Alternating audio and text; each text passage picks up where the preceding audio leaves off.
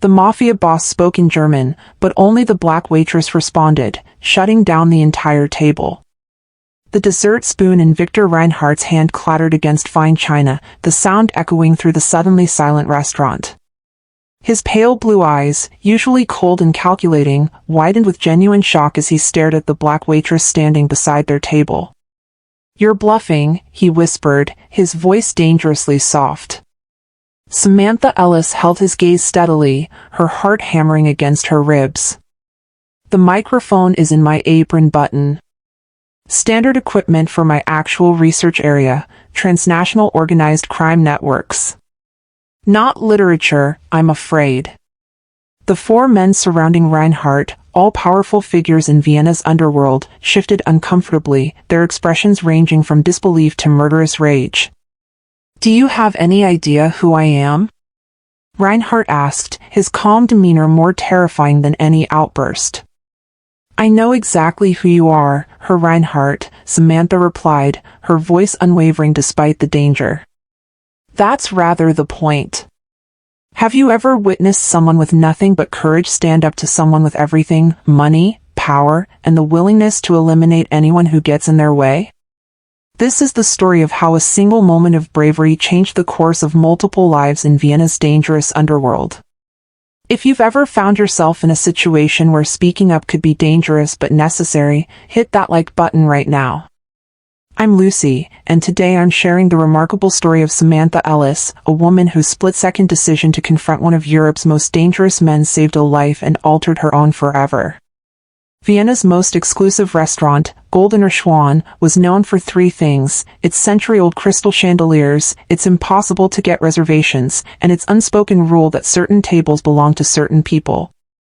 The corner booth beneath the portrait of Emperor Franz Joseph had, for 15 years, been the domain of Victor Reinhardt, a man whose business interests were as diverse as they were questionable.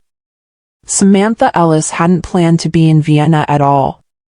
Growing up in Philadelphia as the daughter of a Black American diplomat mother and a Ghanaian father who taught linguistics at the university, Samantha's childhood had been a whirlwind of international relocations.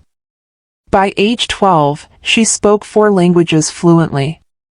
By 18, she had lived in 7 countries.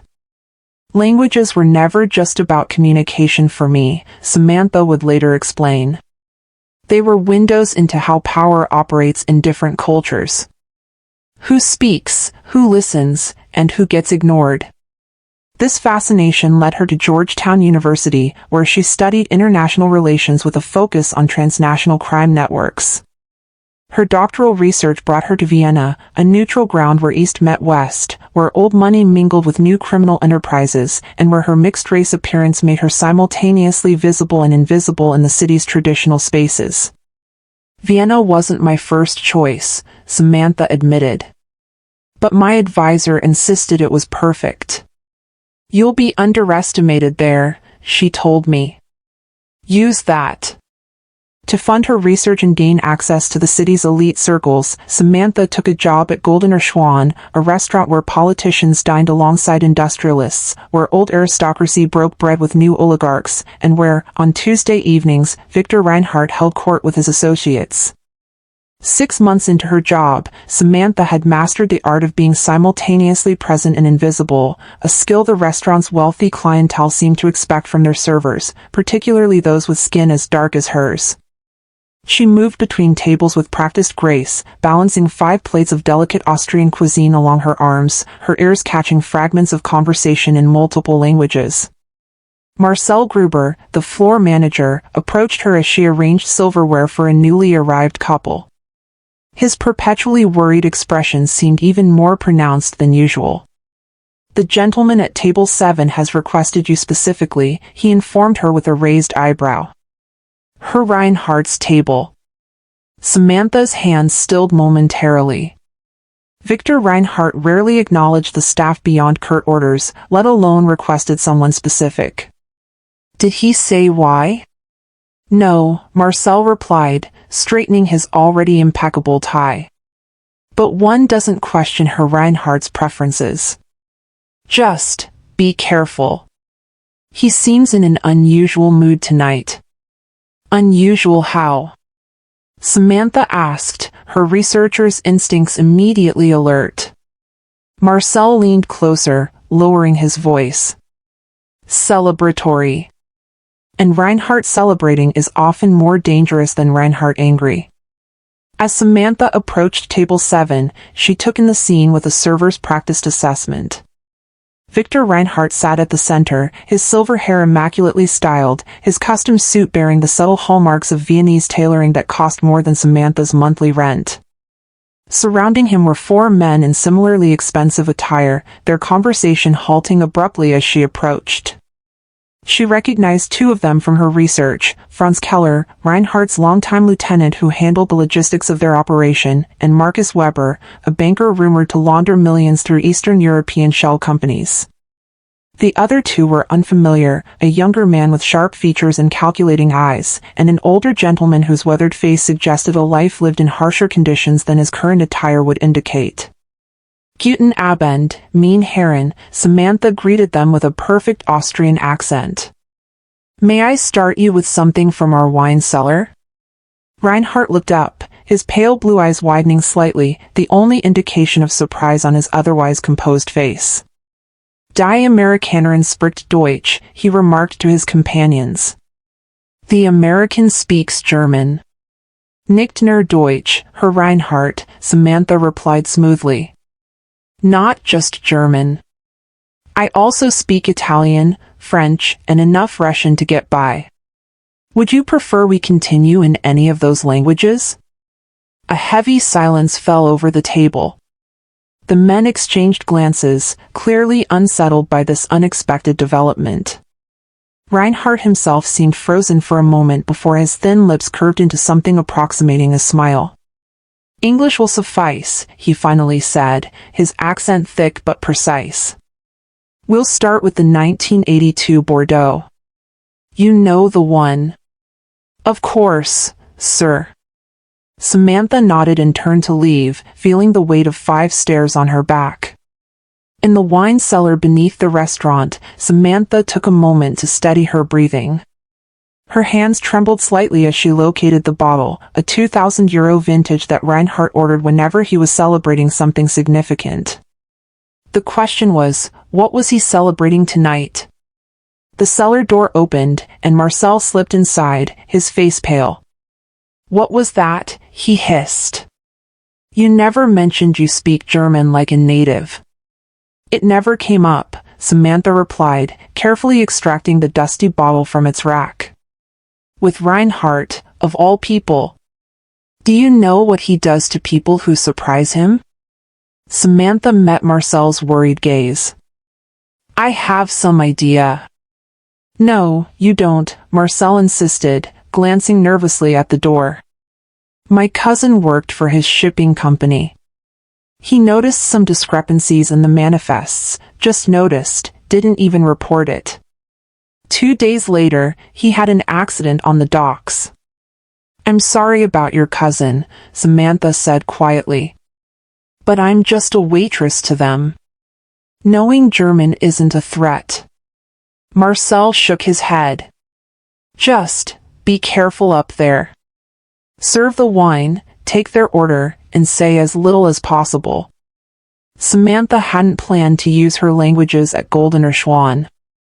When she'd arrived in Vienna 8 months ago, she'd intended to keep a low profile, to be just another American student working her way through graduate studies. Her doctoral research on transnational organized crime networks was sensitive enough without drawing attention to herself in a city where walls had ears and neutrality was often just a convenient fiction. But something about Reinhardt's dismissive assumption, his certainty that he could speak freely in front of her, had triggered a recklessness she couldn't quite suppress. When she returned with the wine, the conversation at table 7 had shifted to English, the international language of business and, apparently, whatever Reinhardt's business entailed. She uncorked the bottle with practiced efficiency, pouring a small amount for Reinhardt to taste. Perfect, as always, he approved, gesturing for her to fill the glasses. As she poured, he addressed her directly. You're not Austrian. Where did you learn to speak like a native? My mother was a diplomat, Samantha answered truthfully, though selectively. I grew up moving between countries. And now you're here, serving wine to men like us.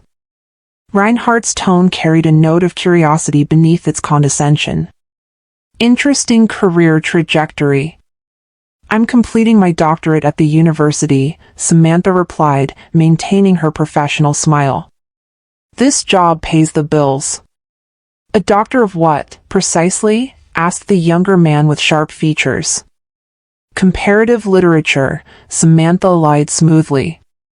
Focusing on post-war Austrian novelists. Fascinating period. Reinhardt nodded, seemingly satisfied with this harmless explanation. We'll have the chef's tasting menu. And you'll serve us exclusively tonight. It wasn't a request. Of course, sir. As Samantha walked toward the kitchen, she could feel Reinhardt's eyes following her. She had drawn his attention, exactly what her research methodology had warned against. Yet beneath her professional composure, a part of her felt a strange thrill. After months of passive observation, of being overlooked and underestimated, she had finally glimpsed the inner workings of Reinhardt's operation. The question now was, what would she do with this unexpected access? The shipment from Odessa arrives Thursday, Keller mentioned casually, cutting into his fish. Customs has been handled. And our Italian friends? Reinhardt asked, swirling the wine in his glass. The older man with the weathered face spoke for the first time, his voice surprisingly gentle for his appearance. They're unhappy about the new arrangement, but they'll adjust. They always do. They have no choice, the young man added with a smirk. Not after what happened in Milan. Reinhardt silenced him with a glance. Some matters are best left undiscussed, even among friends, Nikolai. So the young one was Nikolai. Samantha filed away the name as she approached with fresh bread, her face a mask of professional indifference. More wine, gentlemen? She asked, noting how Reinhardt's glass was still half full while the others were nearly empty. Not yet, Reinhardt replied, studying her with renewed interest. Tell me, Samantha, it is Samantha, correct? What do you think of Vienna? The direct question caught her off guard. Customers rarely asked servers personal questions, especially not men like Reinhardt. It's beautiful, she answered carefully.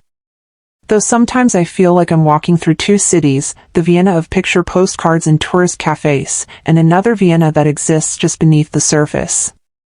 Something flickered in Reinhardt's eyes, approval, perhaps, or recognition. Perceptive. Most visitors never sense that second city. I'm not most visitors, Samantha replied, immediately regretting the boldness of her response. Reinhardt's lips curved slightly. No, I don't imagine you are. The banker, Weber, cleared his throat. Speaking of perceptive individuals, our friend the prosecutor seems increasingly interested in the Danube property developments. The atmosphere at the table shifted instantly, tension replacing the earlier relaxed mood. Samantha retreated to the kitchen, but her mind raced. The prosecutor could only be Anton Berger, whose investigation into money laundering through real estate had made headlines across Austria. Her research had flagged Berger as one of the few officials brave enough to target the network she was studying. In the kitchen, Chef Adler was plating the fourth course, venison medallions with juniper berry sauce and truffle-infused potato puree. His artistry was wasted on Samantha tonight, her thoughts were entirely focused on the conversation she just overheard. They're discussing Prosecutor Berger, she whispered to herself, arranging the plates on her serving tray. What was that? Marcel appeared beside her, his perpetual anxiety now tinged with suspicion. Nothing, Samantha replied quickly. Just memorizing the wine pairings. Marcel's eyes narrowed. You've been at their table longer than necessary each time. Whatever you're doing, stop it. Reinhardt doesn't tolerate curiosity. I'm just doing my job, Samantha insisted, lifting the heavy tray with practiced ease. See that you do only that, Marcel warned, his voice low. I've worked here for 20 years by knowing when to see nothing and hear nothing. As Samantha returned to table 7, the conversation abruptly ceased. She served the venison in silence, noting the tension in Reinhardt's shoulders, the way Nikolai's fingers drummed impatiently against the tablecloth. Will there be anything else, gentlemen? She asked, stepping back from the table. The wine now, Reinhardt decided. The 1990 Burgundy to complement the venison. Samantha nodded and headed back to the wine cellar, grateful for a moment alone to process what she was witnessing. This wasn't just a business dinner, it was a strategy session. And based on their reaction to Berger's name, the prosecutor had become a significant problem for their operation. The wine cellar was cool and dim, a welcome respite from the tension above. As Samantha located the requested bottle, her phone vibrated in her apron pocket. A text from her academic advisor, Berger press conference tomorrow. Big revelations expected Danube developments. Call me. Samantha's blood ran cold. The timing couldn't be coincidence. Whatever Reinhardt was celebrating tonight was connected to Berger's investigation, and based on their reactions upstairs, they already knew about tomorrow's press conference. When she returned with the wine, the atmosphere at table 7 had changed again. The men were speaking in hushed tones, their faces grave. Samantha uncorked the bottle silently, straining to catch their words. It was during this 5th course, the delicate venison with lingonberry sauce, that Reinhardt switched abruptly to German again, addressing Nikolai directly. Der Staatsanwalt wird ein Problem sein. Muss besiegt werden. The prosecutor will be a problem. He must be eliminated. The table fell silent, all eyes darting to Samantha as she refilled water glasses. She kept her expression neutral, giving no indication she'd understood the chilling directive. Keine Sorge, Reinhardt continued, watching her closely. Sie versteht nichts. Don't worry. She understands nothing.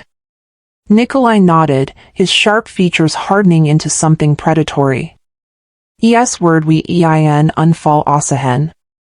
It will look like an accident. Samantha moved away from the table, her heart pounding against her ribs. She had just overheard what amounted to a death sentence for Prosecutor Berger. A man whose work was vital to exposing the very networks she was researching. A man who would be dead by tomorrow if she did nothing. In the kitchen, she leaned against the wall, weighing her options. She could pretend she hadn't understood, finish her shift, and contact her academic advisor, who had connections with international law enforcement. But by then, it might be too late for Berger. Her other option was far more dangerous. You look like you've seen a ghost, Chef Adler remarked, glancing up from the elaborate chocolate dessert he was constructing. Is Reinhardt being difficult? No more than usual, Samantha managed, her voice steadier than she felt. That's the final course? My masterpiece, Adler confirmed with professional pride. Ecuadorian dark chocolate architecture with gold leaf and raspberry coulis. Even criminals appreciate art. Criminals.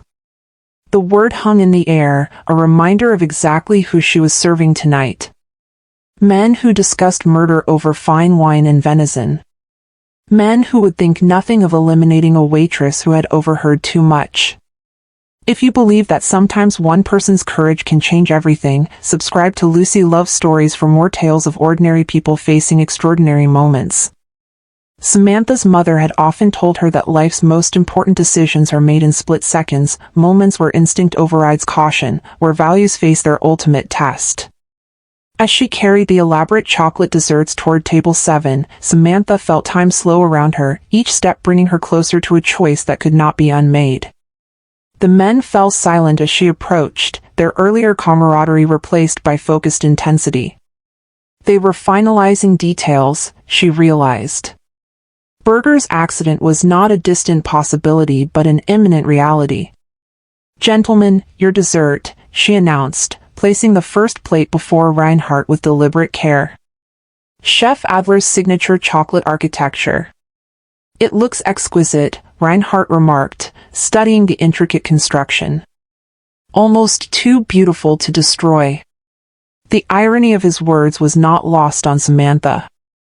As she placed the final plate before Nikolai, the man who would orchestrate Burger's death, she made her decision. When she returned with the dessert course, an elaborate chocolate structure that was the chef's signature, Samantha made her decision. As she placed the final plate before Reinhardt, she spoke quietly in perfect German. "Wenn Sie Staatsanwalt Burger etwas antun, wird die Aufzeichnung unseres Gesprächs in die Polizei gehen." If you harm Prosecutor Burger, the recording of our conversation will go to the police. The dessert spoon in Reinhardt's hand clattered against fine china. His companions froze, expressions ranging from shock to murderous rage. "You're bluffing," Reinhardt said in English, his voice dangerously soft. Samantha held his gaze steadily. "The microphone is in my apron button. Standard equipment for my actual research area, transnational organized crime networks. Not literature, I'm afraid. Do you have any idea who I am?" Reinhardt's calm was more terrifying than any outburst. "I know exactly who you are, Herr Reinhardt. That's rather the point." Samantha straightened, aware she had crossed a line from which there was no return. "Enjoy your dessert, gentlemen.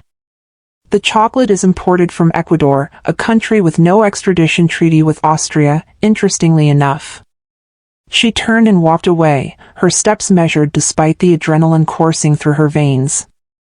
Behind her, the table erupted in urgent, hushed conversation. "The most dangerous moment is coming up.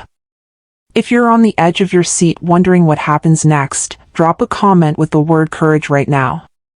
Marcel intercepted her before she reached the kitchen. "What did you say to them?" he hissed, his face pale. "Reinhardt looks like he's seen a ghost."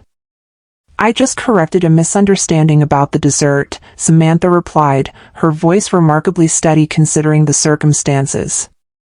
"I'm taking my break now." "Break? Now?" Marcel's eyes widened in disbelief. "You can't leave in the middle of service, especially not with 5 minutes, Marcel," Samantha cut him off. "That's all I need." Without waiting for his response, she pushed through the swinging doors into the back hallway. Once out of sight, her composed facade crumbled.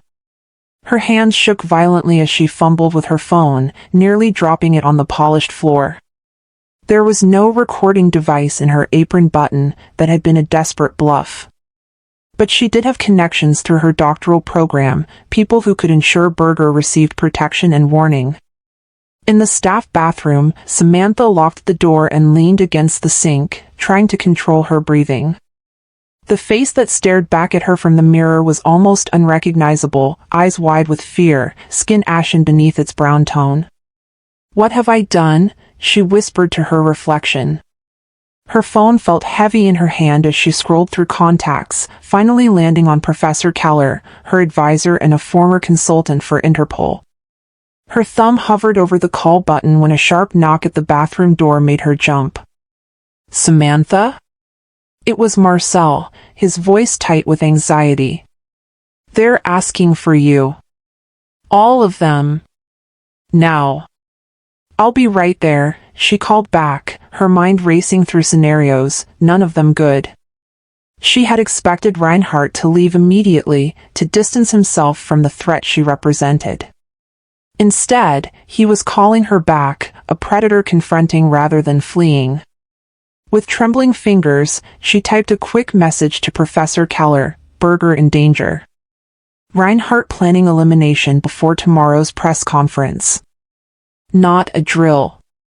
She added the restaurant's address and hit send, then tucked the phone into her apron pocket. Taking a deep breath, Samantha unlocked the bathroom door. Marcel stood waiting, his face a mask of professional neutrality that didn't quite hide his concern. "Whatever you did," he murmured as they walked back toward the dining room, "I hope it was worth it." "So do I," Samantha replied softly. Table 7 had transformed in her absence. The elaborate dessert sat untouched, the wine glasses half empty. The men's postures had shifted, Keller and Weber flanking the exits, Nikolai standing rather than sitting, his hand casually inside his jacket. Only Reinhardt remained seated, his pale eyes fixed on Samantha as she approached. "You wanted to see me, sir?" she asked, impressed by how normal her voice sounded. "Indeed." Reinhardt gestured to the empty chair across from him. "Join us for a moment." It wasn't a request. Samantha glanced at Marcel, who gave an almost imperceptible nod before retreating toward the kitchen. "I prefer to stand, thank you," she replied, acutely aware of Nikolai's position just behind her right shoulder. "As you wish." Reinhardt studied her with the detached interest of a scientist examining a curious specimen. "You've placed us in an awkward position, Ms. Ellis." "That wasn't my intention," Samantha said, the lie smooth on her tongue. "No?" Reinhardt's eyebrow arched skeptically. "Then what exactly was your intention when you threatened to expose a private conversation?" Samantha chose her next words carefully, aware that her life might depend on them. "My intention was to prevent a tragedy. Prosecutor Berger is doing his job, the job the Austrian people need him to do." "How noble," Reinhardt's tone was mocking, but his eyes remained calculating. "And you're recording? Where exactly would that go if something unfortunate were to happen to our zealous prosecutor?" "Multiple locations," Samantha bluffed again. "Automatically, if I don't enter a code every 12 hours. The older man with the weathered face spoke up, his gentle voice incongruous with the tension of the moment. "She's lying, Victor. There's no recording." Reinhardt's gaze never left Samantha's face. "Is that true, Ms. Ellis? Are you bluffing?" The moment stretched between them, a high-wire act without a safety net. Samantha thought of her mother, who had taught her that sometimes courage was just fear that had said its prayers. "Does it matter?" she finally asked. "Whether there's a recording or not, you now have a witness. Someone who can connect you directly to whatever happens to Berger." "Witnesses can disappear," Nikolai said softly from behind her. "They can," Samantha agreed, suppressing a shiver at his proximity. "But then you'd have to explain why a doctoral student researching organized crime vanished immediately before an attempt on a prosecutor's life. That would raise questions even a man of your influence might struggle to answer," her Reinhardt. Something shifted in Reinhardt's expression, not fear, exactly, but a reluctant reassessment. He leaned back in his chair, fingers steepled beneath his chin. "You're either very brave or very foolish," he said finally. "Probably both," Samantha admitted. Unexpectedly, Reinhardt laughed, a short, genuine sound that transformed his austere features. "Do you know why I've survived in this business for 30 years, Ms. Ellis? Because I recognize when the cost of an action outweighs its benefit." He reached into his jacket, causing Samantha to tense, but withdrew only a slim leather wallet. From it, he extracted a business card and placed it on the table. "Our business with Prosecutor Berger will be handled through legal channels," he announced, his tone making it clear this was a command to his associates rather than information for Samantha. "His press conference tomorrow will proceed without interruption." Relief washed through Samantha, though she kept her expression neutral. "A wise decision." "As for you," Reinhardt continued, pushing the business card toward her, "we should discuss your research in a more appropriate setting. My office, perhaps. Tomorrow afternoon." Samantha made no move to take the card. "I'm not sure that would be wise." "On the contrary," Reinhardt replied, his smile not reaching his eyes. It would be extremely unwise to refuse. 3 o'clock. The address is on the card. The implied threat hung in the air between them. Samantha knew she should refuse, should run directly to the police or the university or the American embassy. But something in Reinhardt's manner, a curiosity that matched her own, made her reach for the card. "I'll consider it," she said, tucking it into her apron. Reinhardt nodded, apparently satisfied. "Gentlemen, I believe we're finished here." He placed several large bills on the table, far more than required for their meal. "For your excellent service, Ms. Ellis." As the men rose to leave, Nikolai leaned close to Samantha, his breath warm against her ear. "This isn't over," he whispered in Russian, assuming she wouldn't understand. "He may be intrigued, but I am not so easily impressed." Samantha replied in perfect Russian. "I'm not afraid of you." Nikolai's eyes widened fractionally before his face settled into a cold mask. He followed the others without another word, leaving Samantha standing alone beside the abandoned desserts, her heart pounding but her resolve intact. In the staff bathroom, Samantha locked the door and pulled out her phone with trembling hands. There was a reply from Professor Keller, protection arranged for Berger. "Stay where you are. Sending someone." She splashed cold water on her face, the adrenaline that had carried her through the confrontation beginning to ebb, leaving exhaustion in its wake. When she emerged, Marcel was waiting. "They've left," he said, his expression unreadable. "All of them." Without finishing dessert or paying the bill. "I'm sorry," Samantha began, but Marcel cut her off. "Don't be." Reinhardt left this instead. He handed her an envelope. Inside was a stack of €500 notes and a business card with a single line handwritten on the back. Impressive. "We should talk." "What did you really say to him?" Marcel asked, curiosity overcoming his usual professional distance. Samantha tucked the envelope into her pocket, her mind already racing ahead to what would come next, the necessary calls, the probable need to relocate, the implications for her research and safety. "I just spoke his language," she said finally. Sometimes that's all it takes to change the conversation. Outside, Vienna's elegant streets glistened with light rain, the city's imperial facade masking centuries of secrets and power plays.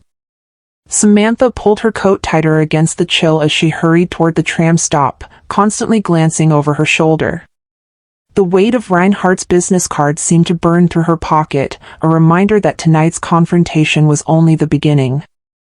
Her phone rang, Professor Keller calling back. She ducked under an ornate archway for shelter before answering. "Are you safe?" he asked without preamble, his German accent thicker than usual with concern. "For now," Samantha replied, watching the street carefully. "Berger?" "Under protection. My contacts at the ministry took the threat seriously." Keller paused. "Samantha, what were you thinking?"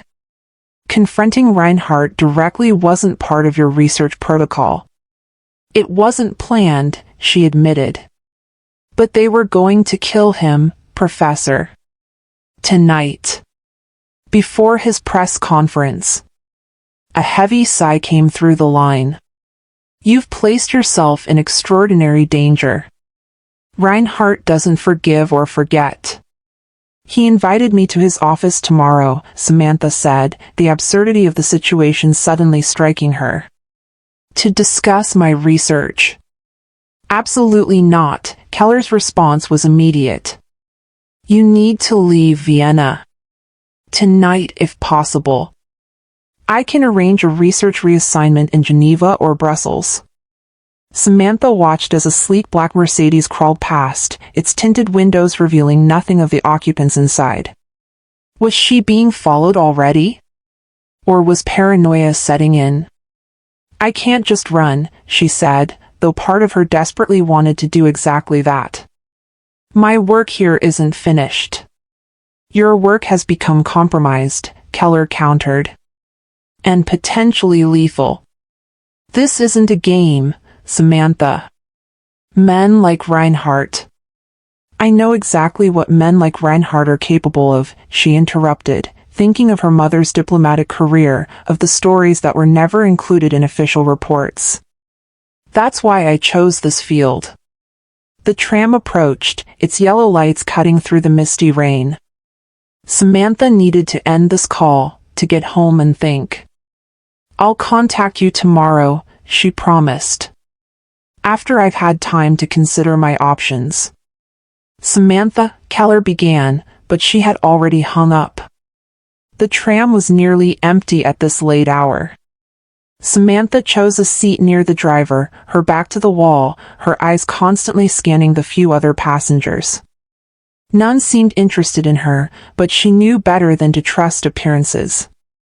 20 minutes later, she unlocked the door to her small apartment in the University District, immediately engaging the 3 additional locks she had installed upon moving in, a security measure that had seemed excessive until tonight. The apartment was exactly as she had left it that morning, books stacked on the small dining table, research notes carefully organized on the desk, a half-empty cup of coffee still sitting beside her laptop. The normalcy of it all felt surreal after what she had just experienced. Samantha moved methodically through her security routine, checking windows, drawing blinds, ensuring her laptop was properly encrypted. Only then did she allow herself to sink onto the edge of her bed, the events of the evening crashing over her like a wave. She had stood up to one of Europe's most dangerous men. She had potentially saved Prosecutor Berger's life. But at what cost to her own? Her phone chimed with a text message from an unknown number, wise decision tonight. Looking forward to our meeting tomorrow. VR. Samantha stared at the screen, a chill running through her. How had Reinhardt obtained her personal number? The implications were disturbing. Either he had connections within the restaurant's HR department, or his reach extended into the university's records. Either way, the message was clear, he could find her anywhere. Sleep was impossible. Samantha spent the night reviewing her options, each less appealing than the last. She could flee Vienna as Keller suggested, abandoning months of research but preserving her safety. She could go to the police, but without actual evidence of the threat against Berger, her word against Reinhardt's would carry little weight. Or she could keep the appointment tomorrow, step directly into the lion's den, and see what Reinhardt really wanted from her. By dawn, she had made her decision. The next morning, Prosecutor Anton Berger stood before a crowd of journalists, flanked by security officers who hadn't been present at his previous press conferences. His announcement was everything Samantha had anticipated: detailed evidence of money laundering through the Danube development projects, connections to Eastern European criminal organizations, and the names of several prominent Viennese businessmen now under investigation.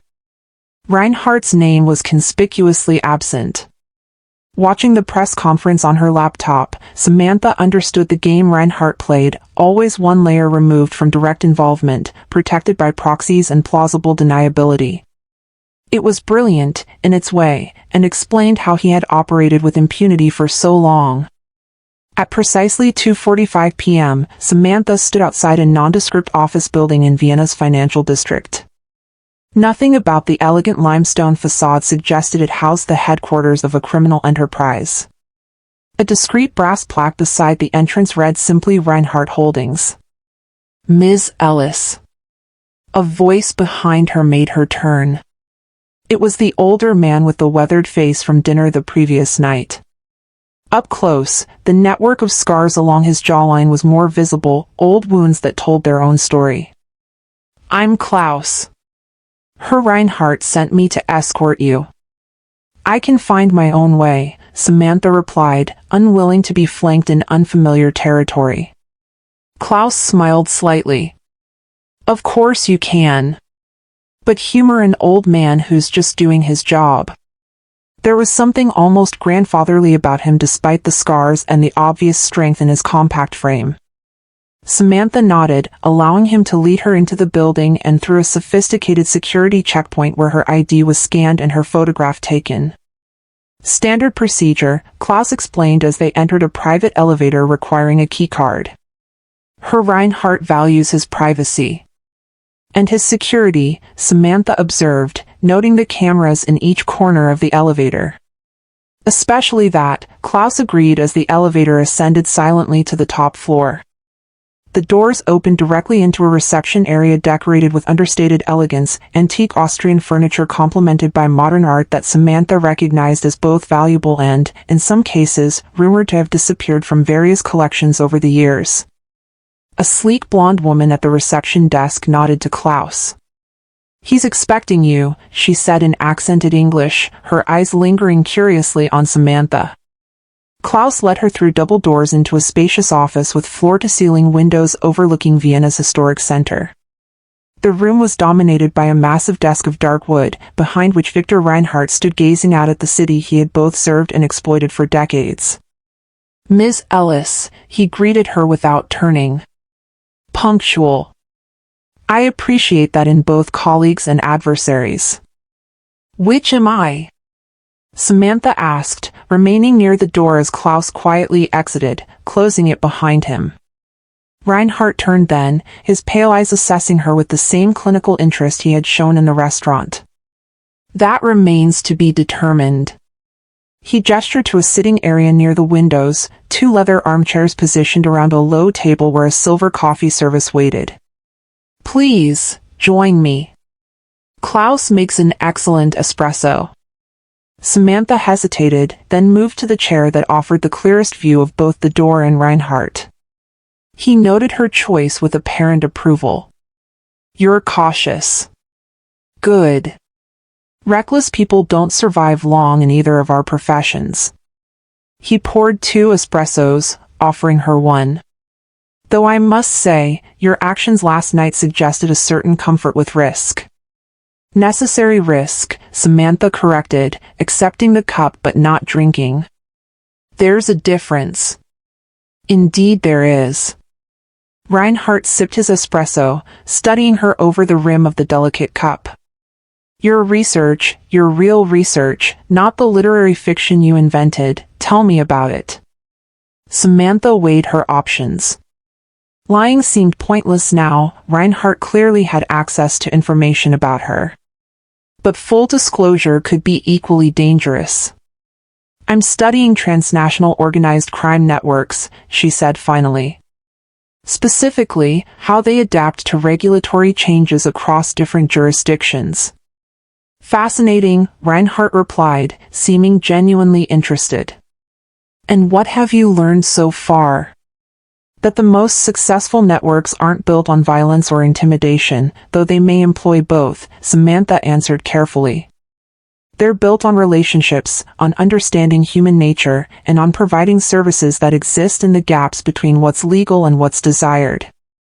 Reinhardt's lips curved into a smile. "You sound almost admiring." "Understanding isn't admiration," Samantha countered. "A virologist can appreciate the efficiency of a virus without wanting it to spread." A genuine laugh escaped Reinhardt. "An apt analogy. And where do I fit in your research, Ms. Ellis? Am I a particularly interesting virus?" The directness of the question was startling.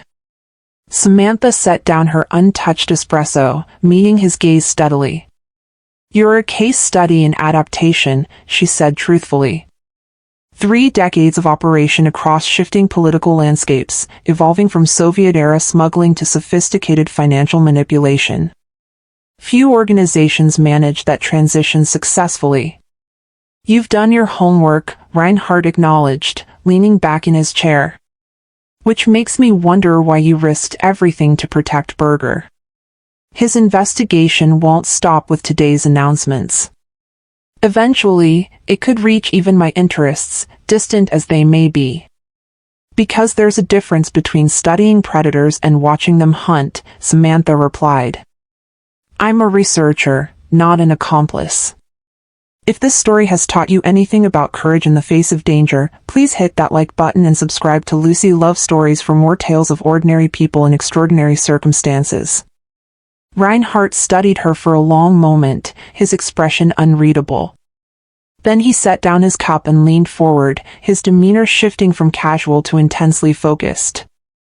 "I have a proposition for you, Ms. Ellis," he said, his voice low and serious. "One that could benefit us both considerably." "I'm listening," Samantha replied cautiously. "Your research provides you with a unique perspective and understanding of operations like mine from an academic viewpoint. That perspective could be valuable to me." Samantha's eyes narrowed.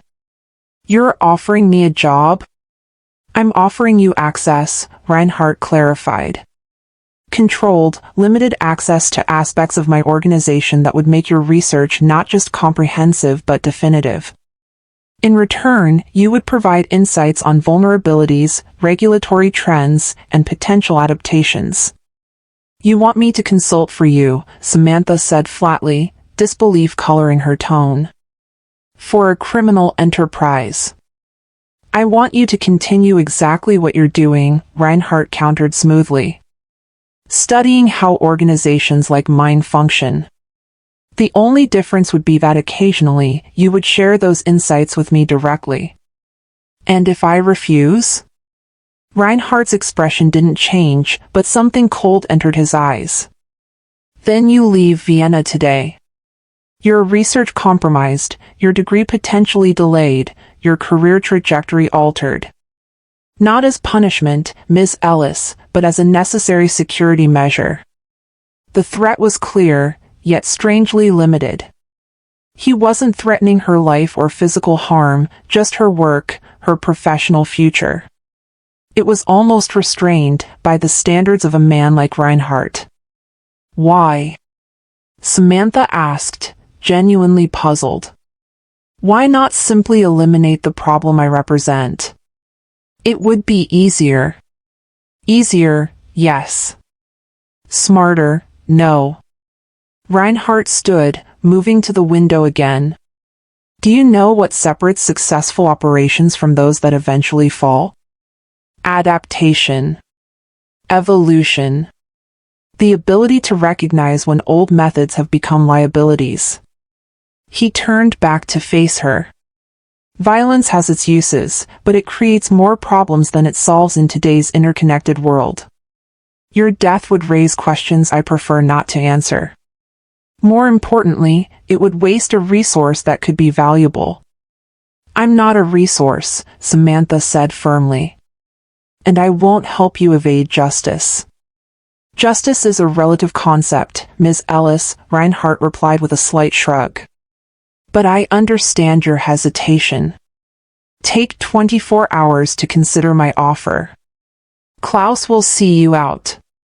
As if on cue, the door opened and Klaus appeared, his weathered face impassive. Samantha rose, aware that the meeting was over but uncertain of what had actually been accomplished. At the door, Reinhardt called after her. "One last thing, Ms. Ellis. Prosecutor Berger will live a long and productive life, you have my word on that. Consider it a gesture of good faith." Outside in the bright afternoon sunlight, Samantha took her first deep breath since entering Reinhardt's building. Klaus stood beside her, waiting patiently for her to collect herself. "He's serious, isn't he?" she asked, not really expecting an answer. "Victor is always serious," Klaus replied, surprising her. "Especially when he sees potential." "In me?"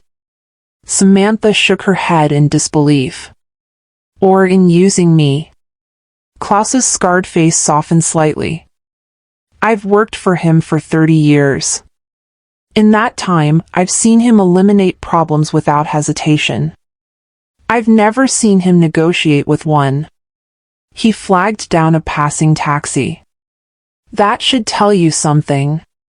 As the taxi pulled away, carrying Samantha back toward her apartment and the uncertain future that awaited her, she reflected on the strange turn her life had taken in just 24 hours.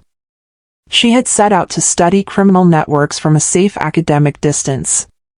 Now she was entangled with one of the very subjects of her research, offered a devil's bargain that would either make her career or destroy her integrity.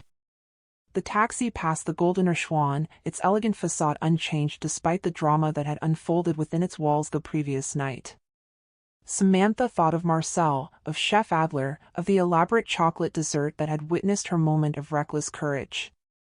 Sometimes the most powerful weapon isn't violence or money, but the unexpected truth spoken at precisely the right moment. Her mother had taught her that, long ago in another country, during another crisis. The question now was whether that weapon had won her a victory or merely delayed a defeat. If this story touched your heart, please hit that like button and subscribe to Lucy Love Stories. I'd love to hear in the comments if you've ever had to stand up to someone powerful to protect others. Remember that sometimes the greatest courage isn't found in grand gestures, but in simple honesty spoken at exactly the right moment.